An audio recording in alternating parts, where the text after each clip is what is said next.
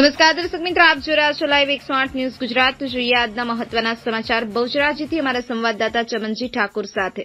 બહુચરાજી ખાતેની રત્નમણી એજ્યુકેશન કેમ્પસમાં સાત્વિક food festival અને પતંગ મહોત્સવનું આયોજન કરવામાં આવ્યું હતું, જેમાં બાળકોએ અલગ અલગ પ્રકારના ફૂડ સ્ટોલ બનાવી તેમને સરસ મજાના નામ પણ આપ્યા હતા, જેમાં કોઈ સ્ટોલનું નામ મમ્મીનું ખીચું, નામ રાજા બહુચર પકોડી સેન્ટર, શ્રીની સેન્ડવીચ, મીઠા પાન, ઠંડા પીણા, લીંબુ શરબત, હનુમાન મંચુરિયમ જેવા પોતપોતાના સ્ટોલને નામ આપ્યા હતા અને શિયાળાની સ્પેશિયલ વાનગી કચરિયું, ઇડલી સંભાર, લીટી ચોખા, મહારાષ્ટ્ર પીઠ, ડ્રાયફ્રૂટ, ચોકલેટ, સેન્ડવીચ, ચણા, જોર ગરમ મસાલા, પાપડ એવા અલગ અલગ વેરાયટી પણ જોવા મળી હતી।